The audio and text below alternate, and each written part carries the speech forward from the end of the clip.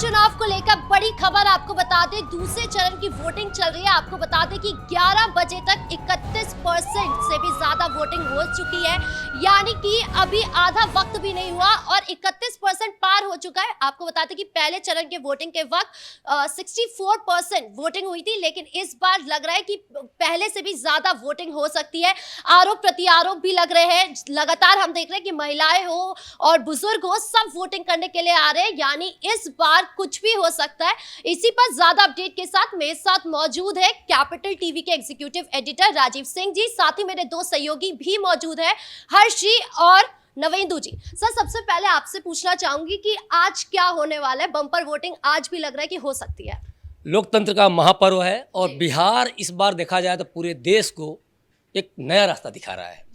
पहली बार आज़ादी के बाद, मतलब 1952 के बाद से देखा जाए तो 64.7% वोटिंग हुई थी और आज पहली बार रिकॉर्ड वोट हो रही है।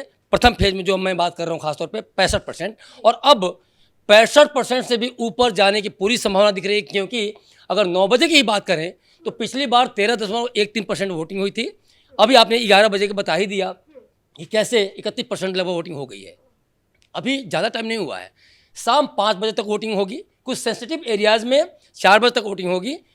तो आप तय मानिए कि मुझे जो लगता है कि 67 से 69% के बीच में वोटिंग जाएगी, और ये वोटिंग बड़े बदलाव की तरफ इशारा कर रहा है। बड़े बदलाव क्या?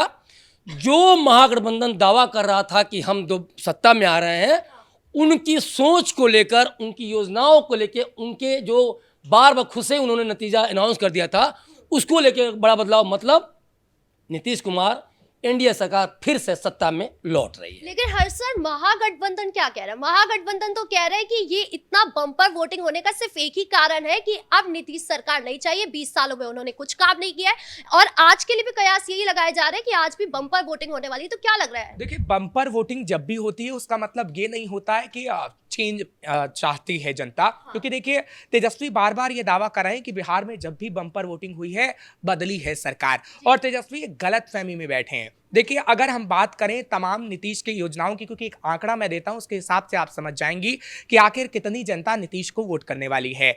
अभी जो नीतीश की योजनाओं का लाभ मिल रहा है, चाहे महिलाओं, युवाओं या तमाम लोगों को मिलाकर, वो 4 करोड़ लोगों को मिल रहा है जो लाभुक हैं नीतीश कुमार की योजनाओं से।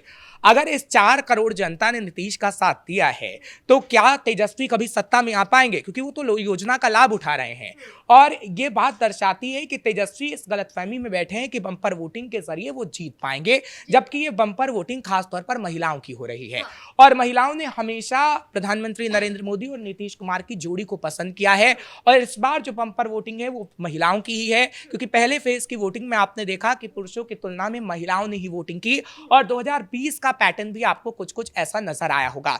तेजस्वी को उस गलतफहमी में भी है कि जो तमाम एग्जिट पोल्स आए थे, जो सर्वे आए थे, वो तेजस्वी के समर्थन में आए थे। पिछली बार भी ऐसा हुआ था, लेकिन वो सारे निराधार साबित हुए थे और एनडीए की गवर्नमेंट बनी थी। एक चीज मैं यहाँ ऐड करना चाहूंगा, हर्ष की बातों से मैं सहमत हूँ, लेकिन एक बड़ी बात क्या है, बम्पर वोटिंग का मतलब ये नहीं है बम्प की जो तेजस्वी सोच रहे हैं। बम्पर वोटिंग का मतलब किसी भी तरीके से तेजस्वी यादव को सत्ता में नहीं आने देना है।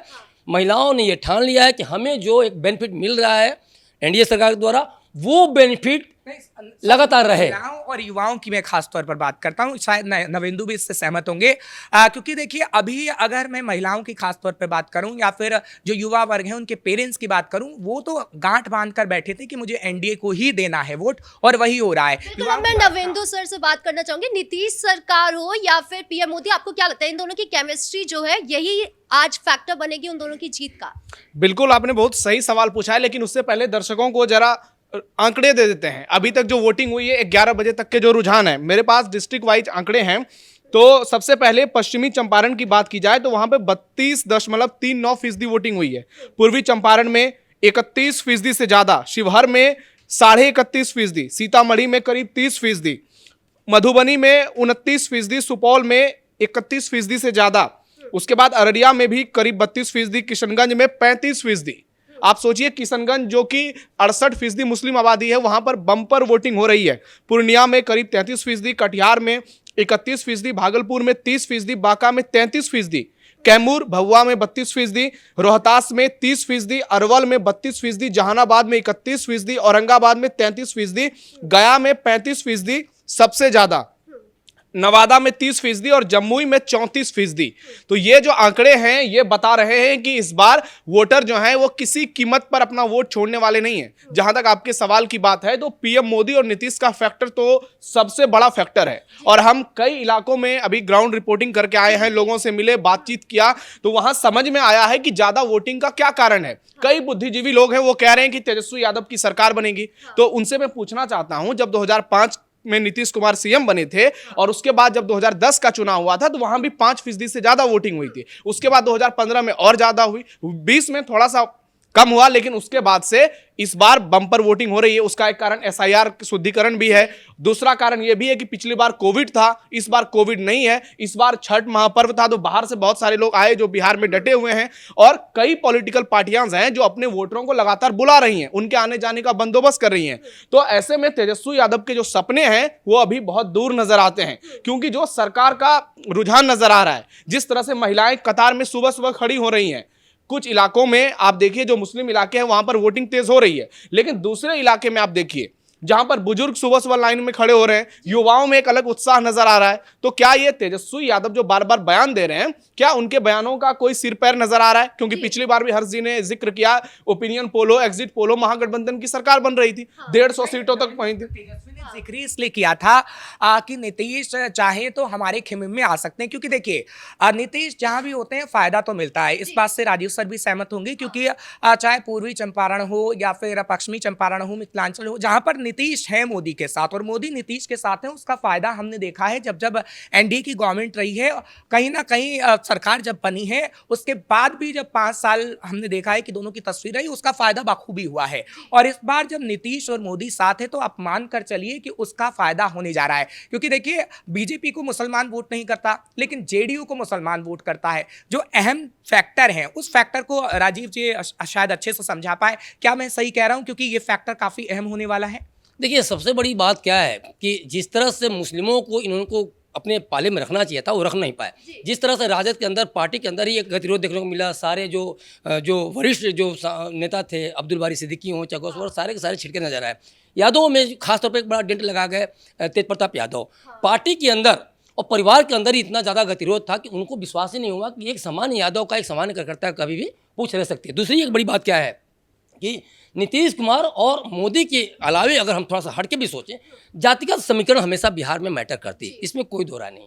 लेकिन बात जब विकास की आती है, बात जब होती है कि हम चाहे यादव हों या कोई भी हों, जब पप्पू यादव खुद मंच पर चढ़ के ये कहते हैं कि अरे यादव के बच्चों ये पगड़ी बांधना बंद करो, जब मैथिली ठाकुर ये कहते हैं देखिए ये हरी पट्टी वाले गुंडाई कर रहे हैं, तो फिर यादव जो पढ़े लिखे हैं कहीं ना कहीं तेजस्वी से किनारा करने लगते हैं कि क्या फिर से एक बार जंगल राज की तैयारी हो रही है? क्या फिर से सच में एक जब बच्चा बोलता है कि तेजस्वी भैया आएंगे हम कट्टा चलाएंगे, जब कोई कहता है कि आने दो भैया को सत्ता में और कट्टा सटा के उठा लेंगे, जो भी किडनैप की बात हो रही है, तो एक बार कहीं ना कहीं फिर से वो डर जमीन पे दिख रहा है। और यहाँ कोई यादव कोई मुस्लिम मैटर नहीं करता है, वहाँ फिर रोजगार मैटर करता है, वहाँ नीतीश सरकार की योजनाएं मैटर करती हैं। और ऐसे में एक बड़ा डेंट लगा जाएगा और तेजस्वी यादव को लेके खौफ नजर आ रहा था कि तेजस्वी यादव हो सकता है एक बार लालू यादव से दूर की सोच रहे हों, लेकिन जमीन पे जो निकल के आ रहा है, जो गुंडई, जो कट्टा या दुनिया की बात हो रही है, या फिर राजद कार्यकर्ता वगैरह जिस तरह गिरफ्तार हुए, नेता गिरफ्तार हुए, वहाँ वो सोच को तेजस्वी यादव चाह के भी हटा नहीं सकते हैं। जी, एक अच्छा टॉपिक उठाया है इन्होंने कि जंगल राज को लेकर जो सवाल हमेशा से लगा है आरजेडी के ऊपर, वही दिखाई भी दे रहा है लालू परिवार में। हमने देखा कि इतने लैंड फॉर जॉब घोटाला को लेकर हुआ मामला आया, उसके बाद और भी घोटाले को लेकर आया, अभी सुनवाई चली रही है। मतलब आप सत्ता को कब देखेंगे, आप सरकार की तरफ कब देखेंगे, आप जनता की तरफ कब देखेंगे? आपको ये तो खुद अदालत में चक्कर लग रहा है। देखिए, इन लोगों ने बहुत सही बात रखी है और जंगल राज सबसे बड़ा मुद्दा है। पीएम मोदी हो, नीतीश कुमार हो, बार बार इसी का जिक्र करते हैं। आप देखिए कि जब हम ग्राउंड पर गए, हमने हजारों लोगों से बातचीत की और उसमें अपर कास्ट के अलावा जो दलित जातियां थी, जो एबीसी है, जो पिछड़ी जातियां हैं, वो कह रही हैं कि जंगल राज के सबसे बड़े शिकार हम हैं। जब लालू यादव सरकार में थे, राबड़ी देवी सीएम थी, तब हम घर से बाहर नहीं निकल पाते थे, महिलाएं शाम में घर से बाहर नहीं निकल पाती थी, जंगल राज में कोई विकास नहीं हुआ था। आज नीतीश और मोदी का राज है तो गांव गांव तक सड़क पहुंची है, बिजली पहुंची है, लोगों को राशन मिल रहा है, 10-10 हजार रुपए मिले हैं। तो ये एक बड़ा बदलाव है। और जहां तक सर ने बात की विकास की, तो विकास एक पैमाना हो सकता है, लेकिन पोलराइजेशन जब होता है तो वहां विकास पीछे छूट जाता है। अगर विकास की बात की जाए तो सारे मुसलमानों को फिर एनडीए सरकार को वोट करनी चाहिए, क्योंकि सारी योजनाओं का लाभ तो सरकार से वो ले रहे हैं, बिजली हो, सड़क हो, पानी हो, लेकिन वो उस तरह से वोट नहीं कर रहे हैं। क्योंकि विकास की बात जो नवेंदु कर रहे हैं, कुछ आंकड़ा हम अपने दर्शकों को दे देते हैं। क्योंकि विकास की बात होती है, लालू ने जब राबड़ी को सीएम बनाया, वहां पर पूरे हर राज्य में जो लोगों की कमाई थी वो 100 रुपये थी, जबकि बिहार में 25 रुपया सिर्फ हो रही थी। और 2005 के बाद जब नीतीश आए तो फिर बिहार के लोगों की कमाई 100 रुपया हो गई। आप देखिए विकास को आप इसी से समझ सकते हैं, ग्रोथ रेट से आप समझ सकते हैं। और जंगल राज की जहां तक बात की, सर ने कहा कि जो डर है वो डर तेजस्वी यादव में उस वक्त दिखा जब वो लोगों में कलम बांट रहे थे, ये डर ही था। और जो बीजेपी की तरफ से एक प्रदर्शनी लगाई गई थी चुनाव से पहले चरण के पहले ही वो प्रदर्शनी लगाई गई थी, जिसमें लालू यादव एक महिला का मुंह दबाते नजर आ रहे थे, और जो अखबारों की कटिंग लगाई गई थी वो आज तक भी लोग देख रहे हैं, जिसका इफेक्ट तो पड़ेगा। विकास की बात की, वो सारी जातियां जो है, अगर आप एमवाई समीकरण को छोड़ दें तो दूसरी ओर दिखता है, और वही विकास है जो 35% वोट एक तरफा जा रहा है। उसके बाद जो लड़ाई है, उसके बाद एनडीए इतनी बड़ी जीत दर्ज कर रही है, लेकिन उसके बावजूद भी आप तीनों से मैं बस एक शब्द में हाँ या ना में जवाब लेना चाहूंगी कि क्या ये जो बम्पर वोटिंग हो रही है ये एनडीए की वापस सत्ता में आने की यही दिखा रहा है, मतलब हाँ या ना में बताइए। देखिए, बम्पर वोटिंग का मतलब ये नहीं है तेजस्वी की सरकार बन रही है। बम्पर वोटिंग का मतलब है कि जनता चाहती तो है अच्छी सरकार लाना, और अच्छी सरकार साबित हुई है एनडीए ही, और एनडीए की गवर्नमेंट बन सकती है। आपको क्या लगता है? बम्पर वोटिंग अपनी इच्छाओं और आकांक्षाओं की पूर्ति है, उसमें उनके बच्चों को रोजगार है, शिक्षा है, स्वास्थ्य है। ठीक है, आप देखिए, बम्पर वोटिंग का बहुत मतलब आप निकाल सकते हैं, लेकिन यहाँ जो सबसे बड़ा कारण है कि लोगों को पता है कि उनके लिए बेस्ट कौन है, और इसलिए लोग घर से निकलकर अपने बेस्ट कैंडिडेट को वोट कर रहे हैं। और इसीलिए हम लगातार कह रहे हैं कि इस लड़ाई में एनडीए बहुत आगे निकल चुका है। और महाराष्ट्र, हरियाणा, झारखंड का उदाहरण ले सकते हैं, जहां पर बड़े बड़े पॉलिटिकल पंडित आए और कहे कि सरकार बदल जाएगी, इतनी बम्पर वोटिंग हुई, तो वो सारे दावे गलत हो गए, चाहे छत्तीसगढ़ हो, तेलंगाना हो, और वही बिहार में होने जा रहा है फिर। ठीक है, धन्यवाद आप तीनों का।